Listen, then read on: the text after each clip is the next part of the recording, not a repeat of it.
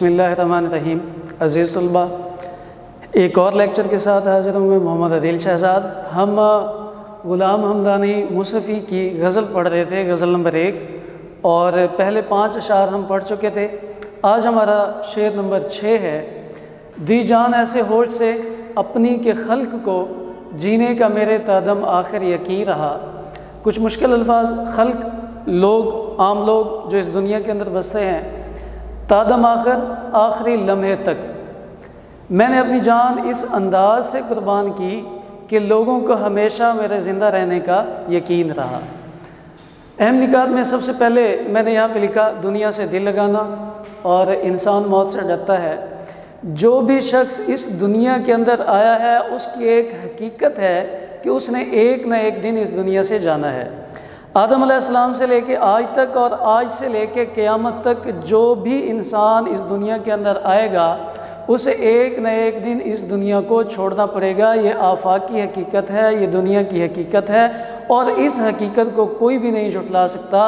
कुरान मजीद में इरशाद होता है, कुल्लु नफ्सिन ज़ाइक़तुल मौत, हर जानदार को मौत का जायका चखना है। लेकिन इंसान की एक ऐसी फितरत है कि जब इंसान इस दुनिया के अंदर आता है तो इंसान दुनिया की रंगीनियों में ऐसा खो जाता है कि इंसान का दिल चाहता ही नहीं है कि वो इस दुनिया से जाए। ये इंसान की फितरत के अंदर शामिल है। वो यहाँ पे आता है, उसका बचपन, उसके अंदर रंगीनियाँ, उसे सहूलियात मुयस्सर, उसके बाद उसकी जवानी, जवानी के अंदर उसे खूबसूरती, सेहत, दौलत, माल, ये सारी चीज़ें, शोहरत, ये मिल जाती हैं। फिर उसका दिल करता है कि वो हमेशा के लिए यहीं पे रहे और वो दुनिया के लिए इतना कुछ इकट्ठा करता है कि उसे यूँ लगता है कि मैंने शायद इस दुनिया से जाना ही नहीं है। अब जब उसके जहन के अंदर एक बात आती है कि मौत आएगी तो वो खौफ में मुब्तला हो जाता है। ये दुनियादार शख्स की मौत है जो उसके दिल के अंदर खौफ पैदा करती है। लेकिन ये खौफ भी उसे दुनिया का माल और दौलत इकट्ठा करने से नहीं रोक सकता।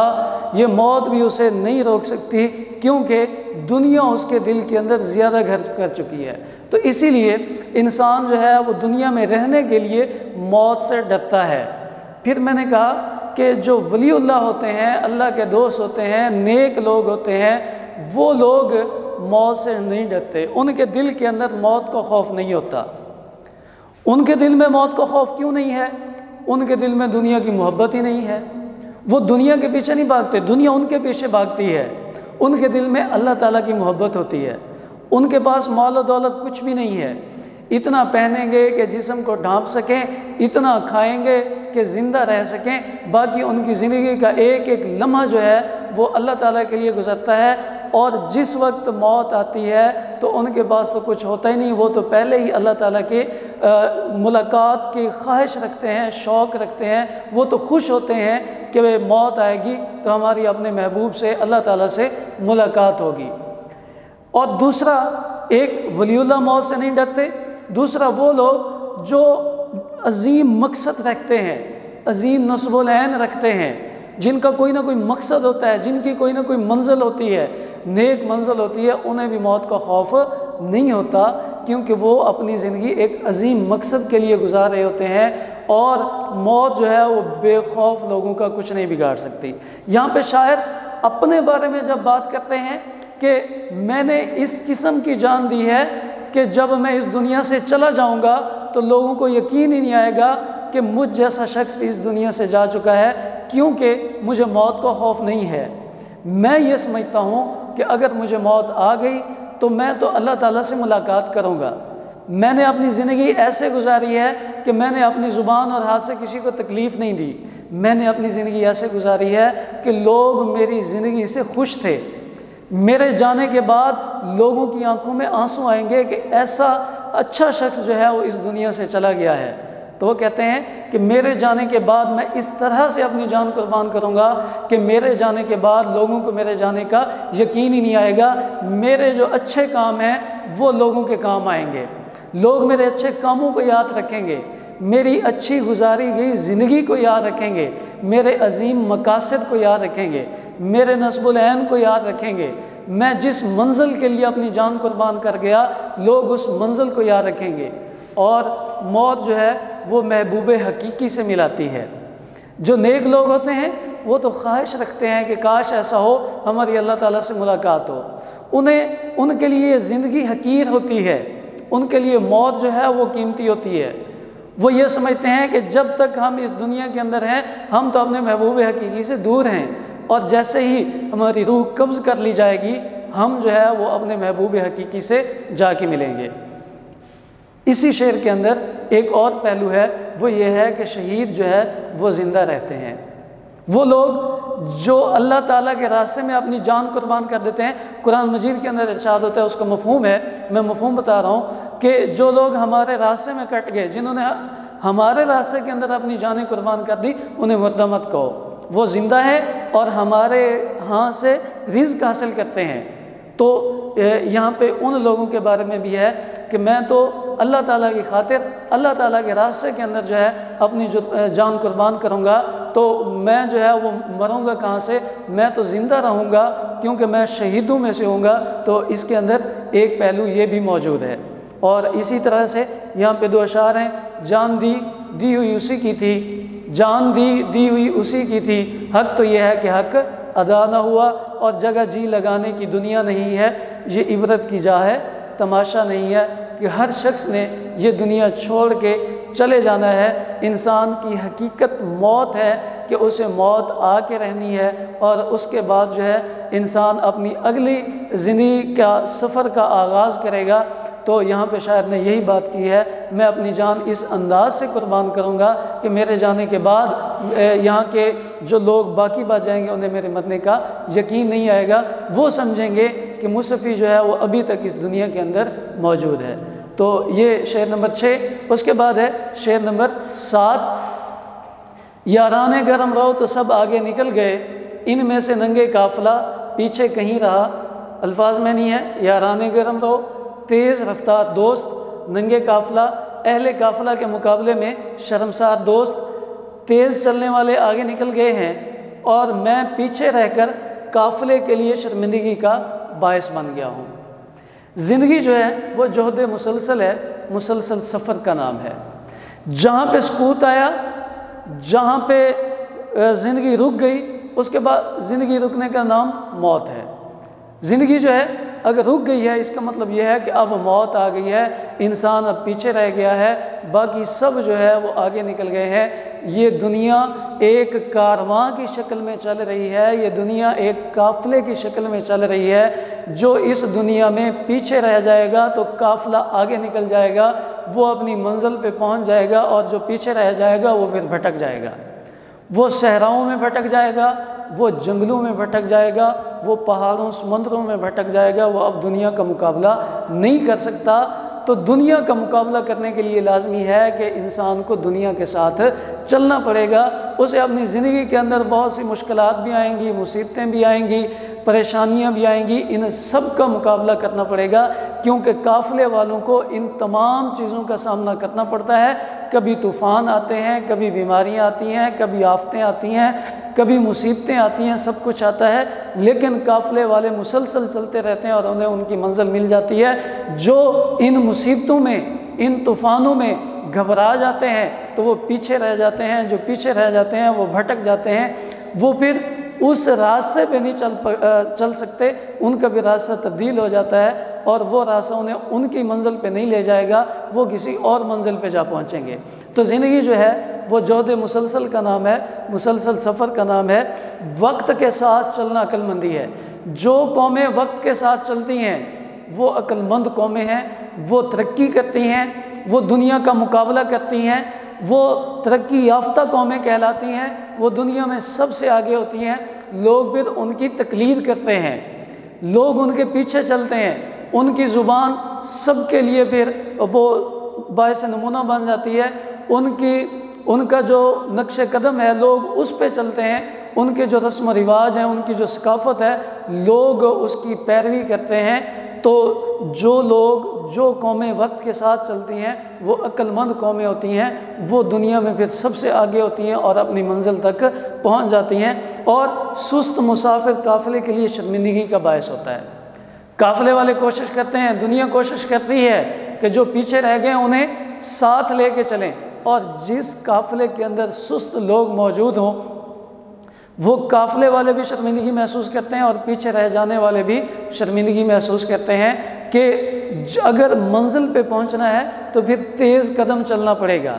अपनी मंजिल तक जल्दी पहुंचने के लिए दुनिया तो एक मुकाबला खाना है, दुनिया के अंदर तो मुकाबला चल रहा है और हमेशा उसका नाम जिंदा रहता है जो पहले नंबर पे आता है, दूसरे तीसरे वाले को कोई याद नहीं रखता।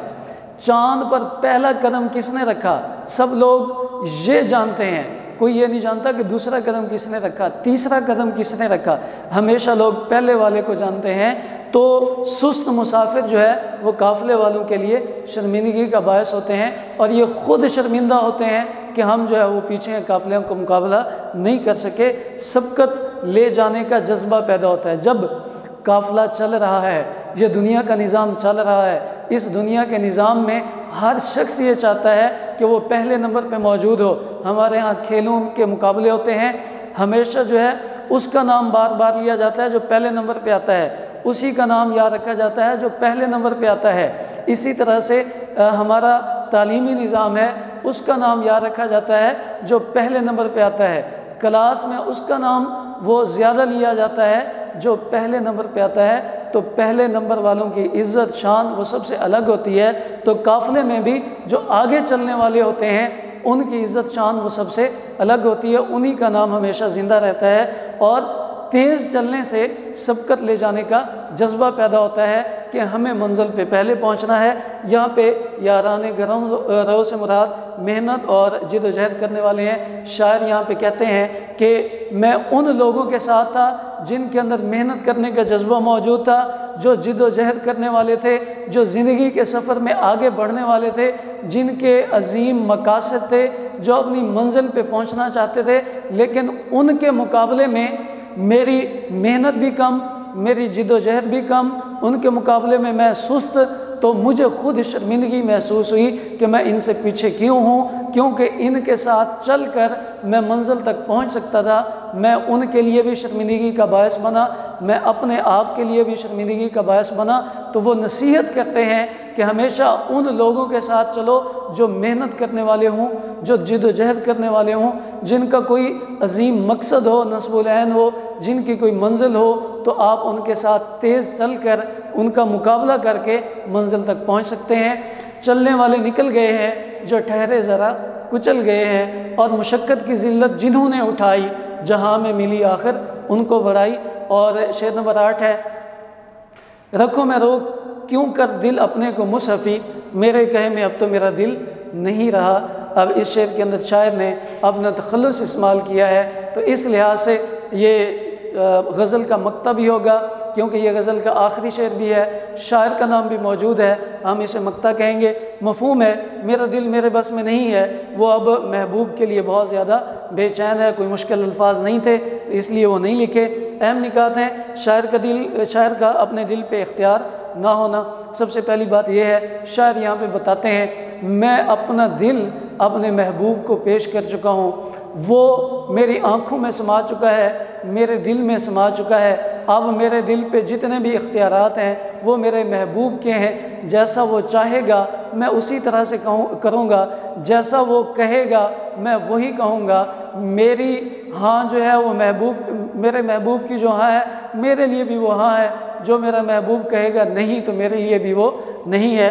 तो मेरा दिल जो है वो अपने महबूब के लिए बेचैन है। इंसान ये आशिक शायर जब अपने महबूब से इजहार इश्क कर लेता है तो अब उसकी तमाम की तमाम ज़िंदगी जो है वो अपने महबूब के लिए वक्फ़ हो जाती है।